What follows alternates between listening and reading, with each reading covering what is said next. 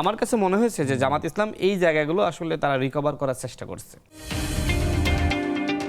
জাতীয় সংসদে একজন বিরোধী দলীয় সাংসদ তিনি হচ্ছে বেশ জোশে মানে হুঁশ হারিয়ে ফেললেন, নাকি স্লিপ অফ টাং করলেন, নাকি উনি এইটাই মিন করতে চাইলেন, এই বিষয়ে আমরা জানতে চাইব, কিন্তু হুমায়ুন নূরের কাছে না, প্রথমে জানতে চাইব রাশেদ খানের কাছে।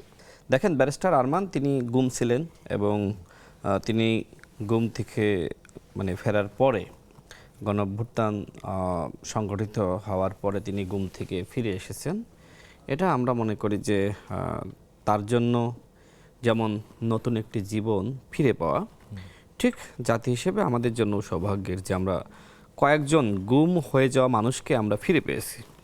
তবে ব্যারিস্টার আরমান গুম থেকে ফিরে আসার পরে যে ধরনের বক্তব্য মানুষের প্রত্যাশিত ছিল সেটা তিনি আসলে করতে পারেননি। বিশেষ করে যে সময় কয়েকজন বিদেশি নারী তাদেরকে সাথে নিয়ে আয়নাঘর পরিদর্শনে গেলেন, সে সময় তিনি একজন নারীকে মানে যে কোনো পরিস্থিতি হোক না কেন তিনি জড়িয়ে ধরেছিলেন, যেটা নিয়ে অনেকে নানান ধরনের মন্তব্য করেছে যে একটা ইসলামিক দলের নেতা এবং তার বাবাও জামাত ইসলামের একজন নেতা ছিল, তিনি একজন বেগানা নারীকে এইভাবে জড়িয়ে ধরলেন, তো এটা তো আসলে শরিয়া আইন সম্মত না।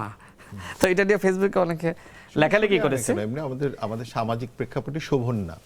এক্স্যাক্টলি, এটা আসলে আমিও দেখি নাই। আমরাও তো বিদেশিদের সাথে অনেক বৈঠক মিটিং হয়, সর্বোচ্চ হয়তো আমরা হ্যান্ডশেক করি না। দীর্ঘদিন ধরেন কেউ যদি গুম থাকেন বা থাকেন, এর নানা ধরনের মনোবৈকল্য হতে পারে বা সেন্স হারিয়ে ফেলতে পারে, এরকম নানা ধরনের মনোবৈকল্য, নানা ধরনের মনোরোগ দেখা দিতে পারে, কারণ দীর্ঘদিন একা একা আটকে থাকার একটা নেগেটিভ ফলাফল তো তৈরি হয়, চাপ তৈরি হয়।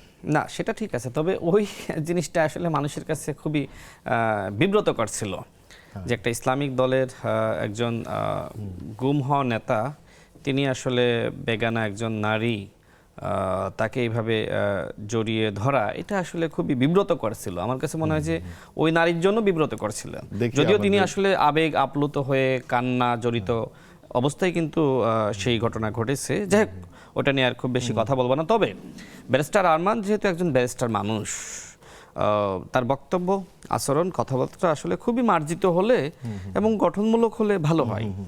বিশেষ করে তিনি জাতীয় সংসদে জাতীয় কবি কাজী নজরুল ইসলামের যে কবিতা, তার লাইন তিনি আসলে বিদ্রোহী কণ্ঠে তিনি পাঠ করতে গিয়েছিলেন। হয়তো তার প্রচেষ্টা ছিল, কিন্তু তিনি পারেননি। একটা জায়গায় তিনি আসলে ভুল করেছেন, তিনি কান্তার গরু বানিয়ে দিয়েছেন।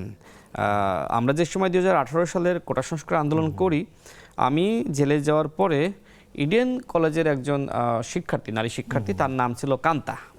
তো সেই হিসেবে আমি মোটামুটি মনে করি যে কান্তা সাধারণত একজন মেয়ের নামই হয়।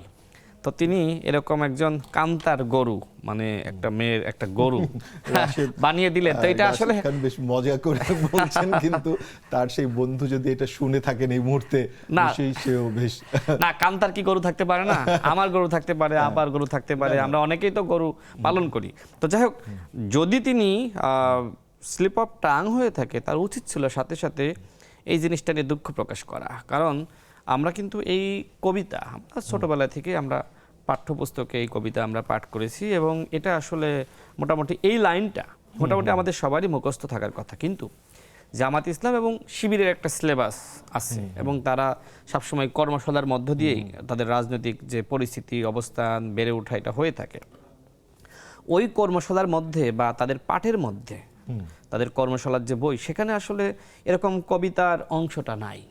মানে তারা হঠাৎ করে যদি কেউ কোনো কিছু হতে চায়, এক্স্যাক্টলি বাংলা চর্চা করা, বাংলা কবিতা পাঠ করা বা জাতীয় কবি সম্পর্কে জানা, রবীন্দ্রনাথ সম্পর্কে জানা, এগুলোর আসলে অনেকটা ঘাটতি রয়েছে। তো সেই কারণেই মূলত এইগুলো হয়েছে। যদিও আমার কাছে মনে হয়েছে যে জামাত ইসলাম এই জায়গাগুলো আসলে তারা রিকভার করার চেষ্টা করছে।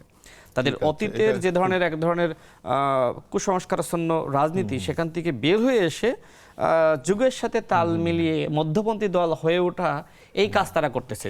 যেটা আমরা দেখলাম যে বিদেশিদের সাথে বৈঠক করে জামাতের একজন প্রভাবশালী নেতা, সব থেকে প্রগতিশীল এবং মেধাবী নেতা জামাত যাকে মনে করে আমাদের আব্দুল্লাহ মোহাম্মদ তাহের ভাই, তিনি বিদেশিদের সাথে বৈঠক শেষ করে তিনি বললেন, আমরা কোথায় বলেছি আমরা শরিয়া আইন চাই, অথচ তাদের গঠনতন্ত্রেই বলা আছে তারা শরিয়া আইন চাই। দেখেন তাদের চরিত্র দেখেন। জামাতের অন্যান্য নেতারা আবার প্রায় প্রতিদিনই জাতীয় সংসদে দাঁড়িয়ে বলছেন যে কোরআনের আইন বাস্তবায়ন করতে হবে, তবে জামাতের আমির আবার চুপ।